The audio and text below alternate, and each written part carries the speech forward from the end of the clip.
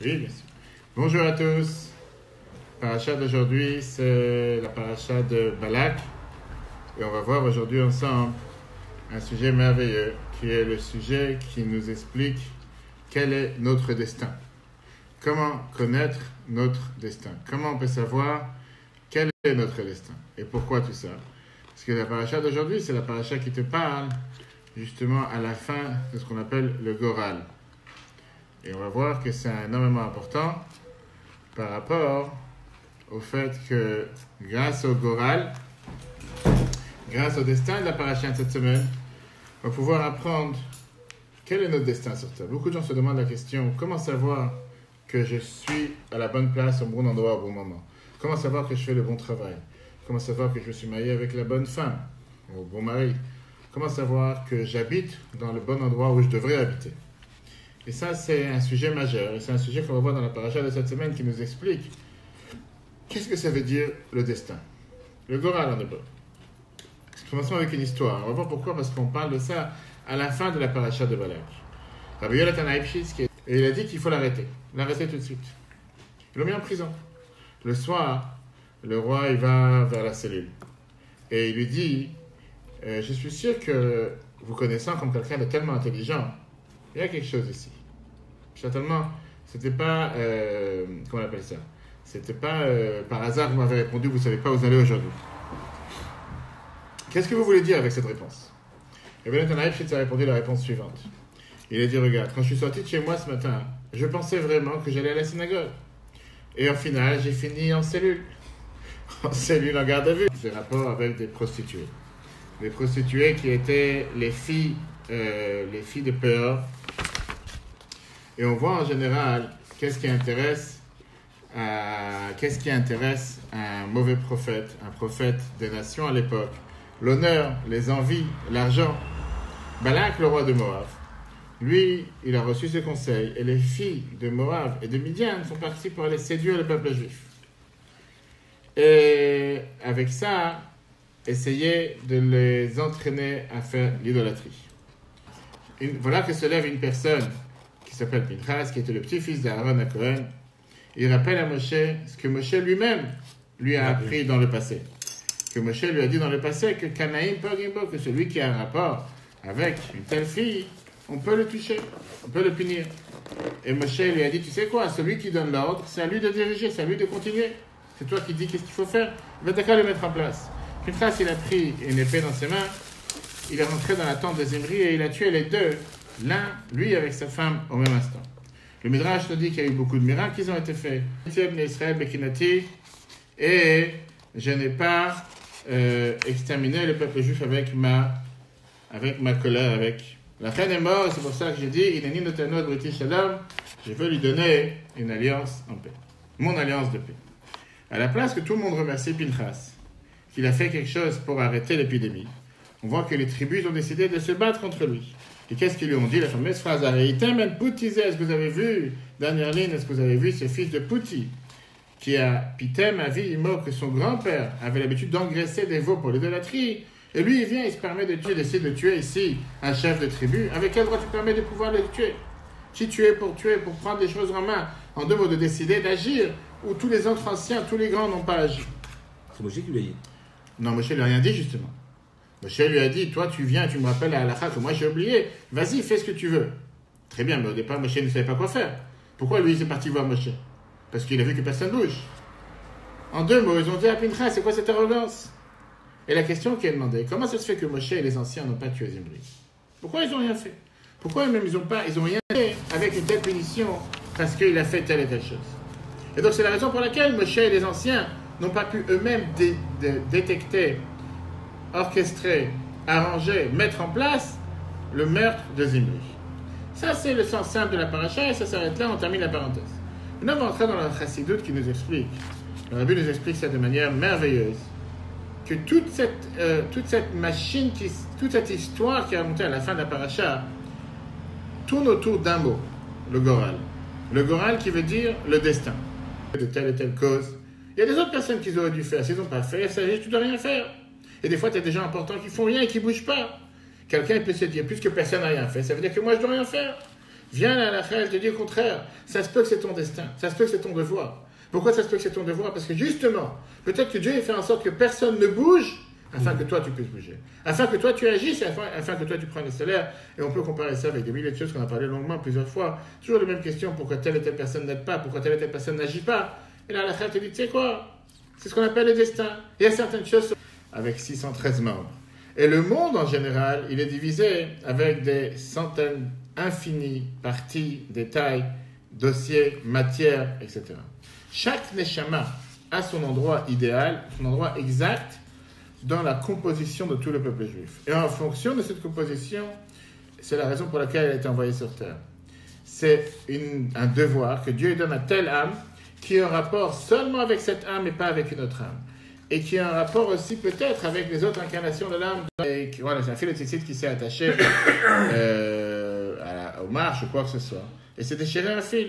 Il n'a pas voulu continuer jusqu'à ce qu'on lui répare les tzitzit. Et ceux qui faisaient tous les 613 commandements. Sauf que ça, c'était la mitzvah particulière par laquelle il se sentait à travers et allait faire tous les autres mitzvot. Mais non, est-ce que le sort de quelqu'un, le destin, c'est quelque chose qu'on peut comprendre? Ou bien c'est quelque chose qu'on ne comprend pas, qu'il n'y a que Dieu qui sait. C'est pas logique. Moi, tu vois, il n'y a pas de logique dedans. C'est la raison pour laquelle c'est appelé en hébreu Goral. Qu'est-ce que ça veut dire Goral? Comme un tirage au sort. De la même manière qu'un tirage au sort, tu ne sais pas d'avance, capable de t'apprendre des lois et des détails de 613, de toutes les couronnes qu'il y a sur les lettres de la Torah. Donne-lui la Torah. Dieu il a dit, Shtok, tais-toi, kachala b'marshava lefanai. C'est comme ça que j'ai décidé. Il n'y a pas de logique derrière. Il n'y a pas une explication derrière. C'est ce que j'ai décidé et c'est comme ça. Il n'y a pas ici à comprendre. C'est-à-dire que même Moshe Rabbeinu n'était pas capable de comprendre quel était son sort, pourquoi c'est lui qui devait donner la Torah. Parce que d'après sa sagesse, il s'est dit, Rabbi, qui va celui qui devrait recevoir la Torah beaucoup mieux que nous? Un autre point important, qu'on verra la semaine prochaine longuement dans la parasha de Pinchas, c'est le tir de différents endroits, de différents appartements.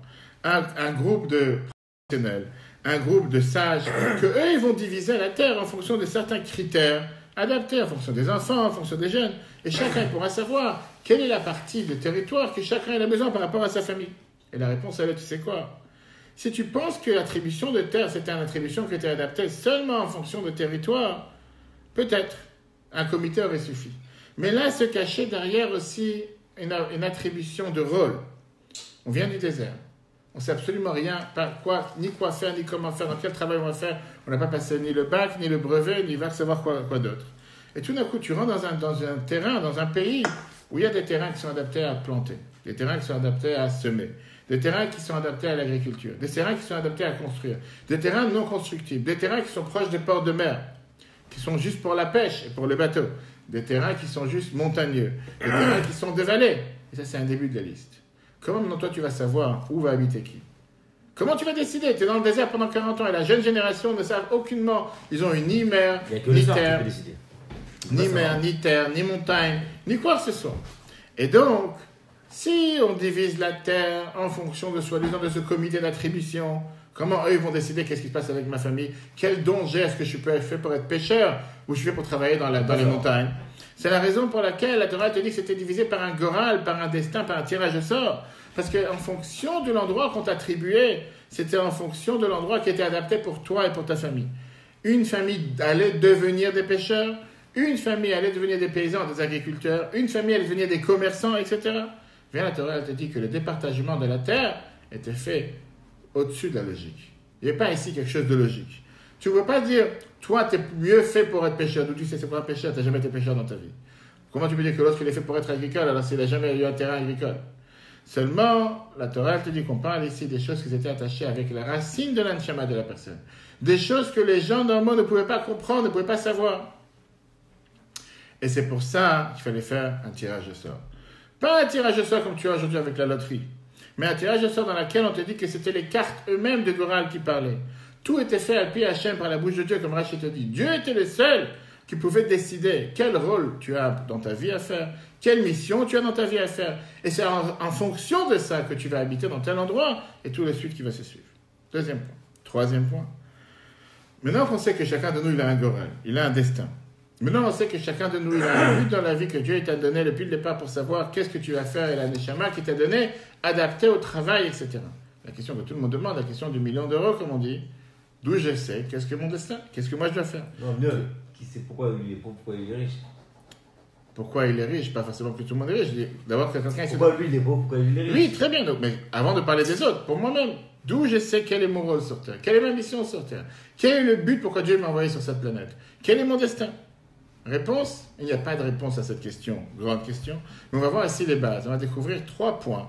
Avec les 3 points, on peut détecter, on peut savoir quel est notre destin. Point numéro 1 se trouve avec 4 mots qui est écrit dans Tehillim, que le roi David nous dit, mais Hachem, mitzadeh gever kolenu v'dachor yapat. Dieu guide les pas de l'homme et son chemin, c'est comme ça qu'il est choisi. David Amelech te dit, tout ce qui se passe sur une personne, tous les endroits où tu dois y aller, toutes les opportunités qui se passent devant toi, tout vient de la main de Dieu avec providence divine. Et la preuve, c'est que d'Achor yapat, Dieu il veut que tu remplisses la mission qu'il t'a donnée sur terre. Et c'est pour ça qu'il vient et qu'il fait en sorte de t'envoyer d'un certain endroit, certaines personnes, certaines rencontres, parce que Dieu, il veut que sa mission qu'il t'a donnée soit guidée, tu as le libre arbitre de ne pas le faire. Alors, premier signe, et ça c'est peut-être le signe principal, où la providence t'a emmené. À la place de se prendre la tête toute la vie, et se demander la question, quel est mon destin? Quelle est ma mission sur terre? Crois du fait que dans ta vie, où tu es, c'est par providence divine, qui veut dire, c'est là-bas que se trouve ta mission. On le sait très bien, après ce qui est écrit dans la Gemara, Sota 2a, page 2, côté A. 40 jours avant la naissance d'un enfant, il y a une voix du ciel qui dit, telle fille de telle sera mariée avec telle maison de telle pour telle, le champ de telle pour telle. C'est-à-dire que 40 jours avant même que l'enfant il est créé dans le ventre de sa mère, il y a une voix du ciel qui te dit avec qui tu vas te marier, où tu vas habiter, et comment tu vas te nourrir, et comment tu vas fonctionner. Et en fonction de ça, Dieu a fait en sorte qu'une personne se déroule dans sa vie. C'est ce qu'il arrive dans un certain endroit, voir un trou paumé en Seine-et-Marne, pour remplir sa mission sur terre. Ton rôle, c'est de dévoiler ta mission dans les endroits que Dieu t'a emmené. Tout d'abord, de faire ce que Dieu te donne avec confiance, avec émouna, avec justice, et d'essayer de garder ce qui t'appartient de la meilleure manière possible. Deuxièmement, Dieu il veut que tu dévoiles la divinité qui se trouve dans ces endroits-là. Si Dieu t'a envoyé dans un fin fond de Seine-et-Marne, parce que Dieu voulait que tu dévoiles la divinité qui se passe là-bas. Sinon, si tu n'avais rien à faire là-bas, si tu n'avais aucune mission à remplir là-bas, Dieu ne t'aurait jamais envoyé dans tel endroit. C'est ce qu'on croit dans la... D'où on voit ça? 2 exemples, parmi tant d'autres. Yaakov, il est revenu sur des petits verres, des petits vases. On dit que Yaakov, quand il était en train de s'enfuir de son frère Esav, il s'est rappelé qu'il avait oublié des petites vases de sa richesse. Et on dit que les tzadikim, ils font attention à leur argent plus que leur corps. Pas parce qu'ils sont radins, pas parce qu'ils aiment l'argent, mais parce qu'ils savent qu'il y a une mission sur terre, sur chaque chose qui est attribuée et donnée. Et donc ils essaient de faire attention au meilleur avec ce qu'ils ont, ce qui leur appartient. Pas juste du jeter, pas juste du gâchis, pas juste détruire, etc. Esther, elle est arrivée au royaume. Après qu'on a eu le décret de Haman, Mordechai il a un dialogue avec Esther pour qu'elle essaye de sauver son peuple. Esther, elle dit que c'est pas logique que j'aille voir mon mari alors que ça fait 30 jours que je suis pas parti. Et si je vais rentrer, je vais mourir. Qu'est-ce qu'il dit Mordechai? Al Tedami, ne t'imagine pas que tu pourras t'enfuir parce que Miyodea, Imlaet Kazat Igat Amachut. Va savoir si c'est pas pour cet instant précis que tu as été choisi pour devenir reine. Ça veut dire que tout le but, pourquoi toi, une fille juive, es devenue la femme d'un roi perse, c'était peut-être seulement pour ce moment-là. Et ça se peut que tu risques de rater la mission de ta vie. Une histoire qui s'est passée il y a 80 ans. Cette semaine, on a fêté les 91 ans de la libération de prison du rabbi précédent. Rabbi Yosef Yitzhak, qu'on a parlé longuement dans le cours lundi et lundi soir. Il y a un chassid qui s'est plaint en lui disant qu'il a un problème. Il dit, j'habite dans une ville où il y a beaucoup de gens érudits, des gens intelligents, des talmidei chachamim, des gens qui savent apprendre. Mais pour la parnassa, je dois déménager, délocaliser dans un autre endroit. Et je vais aller dans une ville où il n'y a pas de minyan, il n'y a pas de synagogue. Et il me dit, il demande à Dieu, comment se fait-il que j'ai un tel sort? Pourquoi je vais être obligé d'habiter dans un trou paumé? Il n'y a pas encore de travail là-bas. Qu'est-ce que je vais faire là-bas? Le rabbi précédent, il lui écrit, je te lis la lettre, le texte. Attends, maître chef, tu penses vraiment que Dieu va déplacer quelqu'un d'un endroit à l'autre seulement pour la panassa? Tu penses vraiment que Dieu veut que tu vas dans cet endroit juste parce que tu dois ouvrir ton cabinet là-bas? Est-ce que Dieu a des difficultés à t'obtenir ta panassa dans le premier endroit où tu habites? Le sujet est totalement différent. Dans l'endroit où tu vas délocaliser, habitent des soldats juifs, qui ont été déconnectés, détectés cruellement de leur famille à un jeune âge, et ils sont en train de passer leur vie parmi l'armée russe, ce qu'on appelait à l'époque les cantonistes. Ton but, pourquoi Dieu veut que il t'a envoyé soi-disant ta parnassa là-bas pour aller les rapprocher, réchauffer leur cœur, faire une synagogue pour eux, faire un premier travail, essayer de faire un environnement juif. Et ça, c'est la raison pourquoi Dieu il a fait que ta parnassa ne se trouve pas dans le premier endroit et qui t'oblige à déménager dans le deuxième endroit. Parce que la vie précédente a écrit texto assez facile. Pourquoi je suis disais Pour pouvoir rayonner ces trous en cinéma, faire en sorte qu'elle a du chaque rien que du fait que tu as ce docteur qui a mis des tefilines la dernière fois, fait qu'il travaille depuis tant d'années. Et va savoir, c'est pas le seul, et combien d'autres. Prenons maintenant la deuxième situation. Shimon, il s'est marié avec une femme sans qu'il a planifié qu'il devait se marier avec elle. Peu importe. Le hasard des choses, comme certains vont dire, a fait qu'il s'est marié avec elle. Et grâce à ça, il commence à travailler dans un garage. Et là-bas, il fait un merveilleux travail, il est content de sa vie. Quel est son destin? Quelle est sa mission dans sa vie?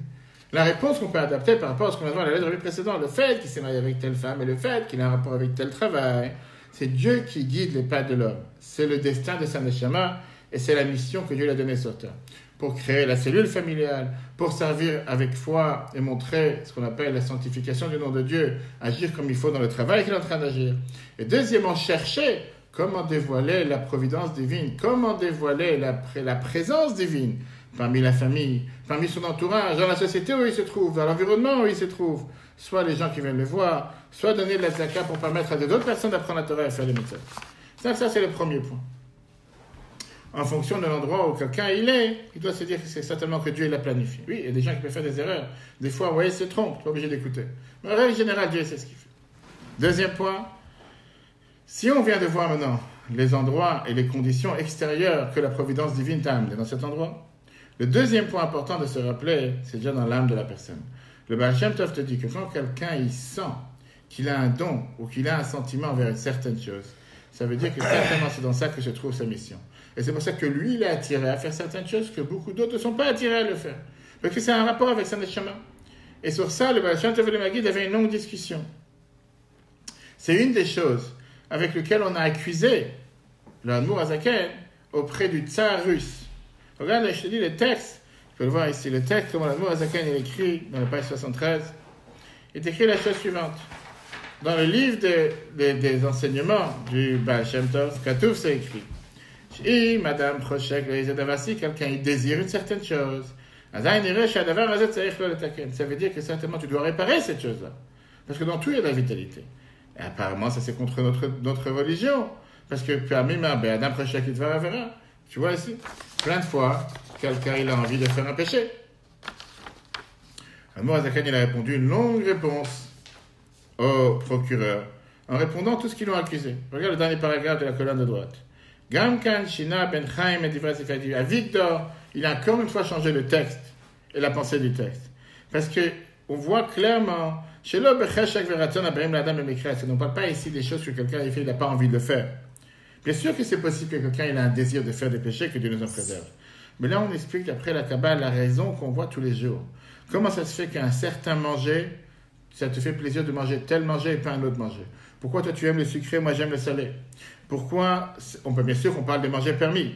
Et la raison pourquoi toi tu as une attirance vers ce manger ou tu as une haine envers ce manger, ça dépend des traits de caractère de la personne. Pareil avec les habits. On voit que quelqu'un parfois il aime une telle couleur et son ami il aime une autre couleur. Alors que les deux sont mis d'après la halakha, en haut de la colonne de gauche. Quand quelqu'un il sert Dieu, il se rapproche de Dieu. Toutes les autres créatures qui sont autour de lui s'élèvent comme s'ils avaient amené en tant que sacrifice à Dieu.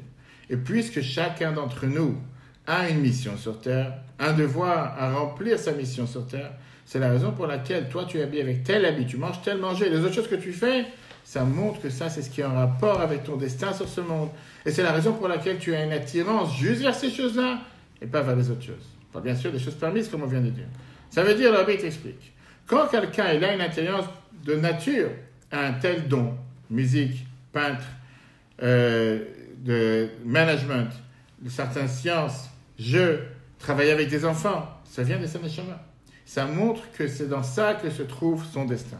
Et donc il doit tout faire pour développer cette qualité, ne pas l'abandonner, et développer la providence divine dans la musique, avec des chants envers Dieu, dans la peinture, en faisant des peintures de sainteté, etc. Passons maintenant au troisième point. Et ça, c'est tout l'inverse. Quel est le troisième signe pour savoir et découvrir quel est mon destin? Là, on va passer à l'opposé de ce qu'on vient de dire. des fois, les choses dans lesquelles je sens que j'ai des difficultés, c'est là dans lesquelles je dois investir le plus. Pas seulement les choses où j'ai une facilité à faire.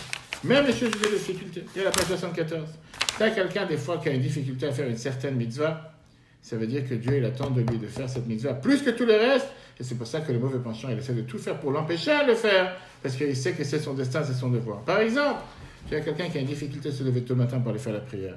Parce qu'il faut faire le chemin en son temps. L'autre, il a une difficulté à avoir un cours de Torah. L'autre, il n'aime pas aider le prochain.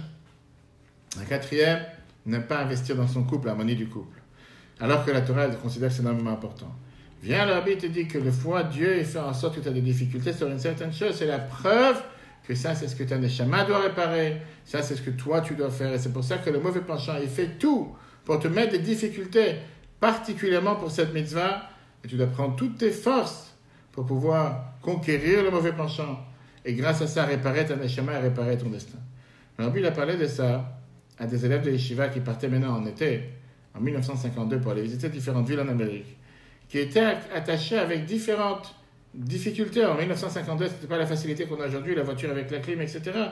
Difficultés matérielles, difficultés spirituelles. Et bien sûr que ces élèves, ils auraient préféré rester à la yeshiva, apprendre la Torah, à la place d'aller courir dans les rues, mettre le tefillin avec un juif, parler avec des gens inconnus sur les bases du judaïsme. Mais le rabbi leur a dit que justement, des fois, grâce à la difficulté, par ça que tu as rempli la mission pour laquelle ton neshama est descendu sur terre, tu peux arriver à une satisfaction et à une récompense beaucoup plus grande que s'il n'y aurait pas eu la difficulté. Qu'est-ce qu'on vient de voir? Si on récapitule les 3 points. Chaque neshama, elle a son sort et son destin pour lequel Dieu l'a envoyé sur terre. On a essayé de découvrir quel est notre destin, quelle est la base de comprendre pourquoi tout ce qui m'arrive de cette façon-là, et savoir que tout est par providence divine.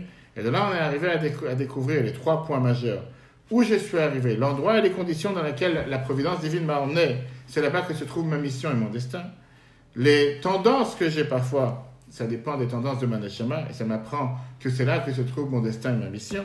Et quand c'est dur pour moi de faire quelque chose, quand il y a une mitzvah dans laquelle je vois que c'est difficile pour moi de le faire, c'est là que je dois faire mon effort.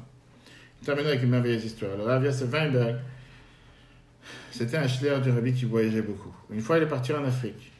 Et tout d'un coup, le commandant de l'avion, il a décidé, comme quoi, il a dit qu'il y avait un problème d'avion et qu'il devait atterrir à Dakar, la capitale du Sénégal. À la place d'atterrir, faire une pause. Il était un chassid du rabbi. Il s'est dit, certainement, il y a ici une mission spirituelle. C'est pas pour rien que je suis arrivé ici. Après quelques heures, il a trouvé là-bas 5 familles juives. Et il a pris un lien personnel avec un juif qui s'appelait Clément. Ce jeune ne l'a pas abandonné, il l'a accompagné dans n'importe quel endroit où il était. Il va à l'aéroport. Ce Clément, il lui dit, écoute, je voudrais te raconter quelque chose. Je voudrais me marier, fonder une famille. Mais dans cette ville ici, je n'ai pas de jeune fille juive. Et donc, je te demande, est-ce que tu peux me donner la permission exceptionnelle de me marier avec une fille locale? Weinberg, il a compris que c'était sa mission sur Terre. Il a attrapé ses mains, il a dit, viens, voyage en France, je suis sûr que tu vas trouver une fille juive comme tu as envie. Quelques mois après, il reçoit dans sa maison à New York une invitation de Clément avec le mariage de sa fille juive qu'il a trouvée en France. Ça, c'est ce que ça veut dire, ce qu'on dit dans la prière tous les jours. Ashreinu matafrelkenu, heureux, quel est notre sort, manaim goralenu, umayafa yerushetenu, et quel est notre héritage. Je veux dire, jamais penser un instant que nous sommes dans un endroit par hasard, que nous sommes mariés avec une personne par hasard, que nous vivons dans un endroit par hasard, mais au contraire, il y a un but, il y a une raison à ce destin, que Dieu fasse qu'on puisse découvrir le destin de chacun d'entre nous, et le destin final de tous les peuples juifs, que Mashiach arrive encore avant ce Shabbat, où à ce moment-là, on sait que c'est le 17 Tammuz repoussé, et comme le Rabbi Rachab disait que quand c'est repoussé, que ce soit repoussé éternellement, Amen. Que Dieu fasse que ça se transforme en jour de joie, et que le jour de dimanche ne soit pas un jour de jeûne, un jour de joie avec la reconstruction du 3e temple. Le cours sera un replay sur l'application E-Torah, sera après les Google dans quelques instants. Très bonne journée à tous et à la semaine prochaine.